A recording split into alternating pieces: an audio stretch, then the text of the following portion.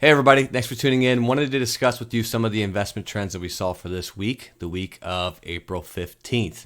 So far this week through the end of trading day on Thursday, the S&P 500 and the NASDAQ are both down 5% as we start the second quarter.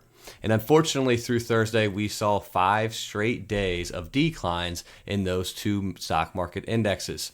So a couple things going on here in the economy. One of the things is the inflation reading last week still has many investors worried that the Federal Reserve will not cut interest rates at all this year, or may potentially wait as long as December. So when they were pricing in as many as potentially 4 to 6 rate cuts, now that's looking like maybe 1 or 2 rate cuts, if at all. And a lot of this is due to the economic numbers are still showing pretty strong. So consumer spending is still up, the labor market is showing some resilience, and also corporate earnings reports are coming out, and a lot of these corporations are still very profitable. So these are a few things to keep an eye on, and a few things that have led to a little bit of drop or a decline in the stock market for this quarter. Obviously, we have geopolitical tensions as well, with the crisis between Iran and Israel. And as of Thursday night, going into Friday morning, it looks like there were some retaliation strikes by Israel.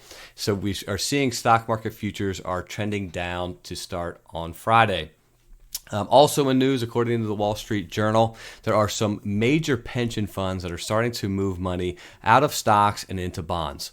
Goldman Sachs is now predicting that as much as $325 billion could be moved from pension funds, their equity portions, into bonds. So one of the most notable that came out recently is the California Public Employee System. Their pension plan, which is the largest in the country, said that they are going to move $25 billion worth from stocks and into bonds.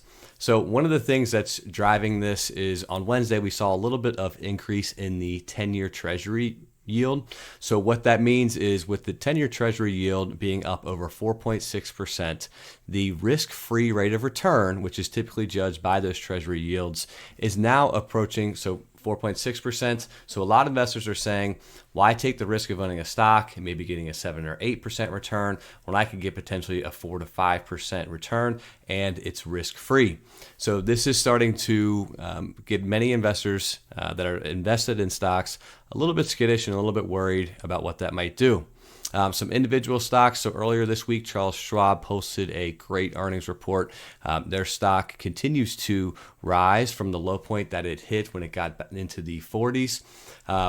And also, most notably, the stock that's struggling pretty heavily is Tesla. So Tesla had Q1 deliveries were down. Now it impacted another round of a 10% layoff company-wide. So a couple things to watch for with Tesla. Could be an opportunity to buy the dip on that stock.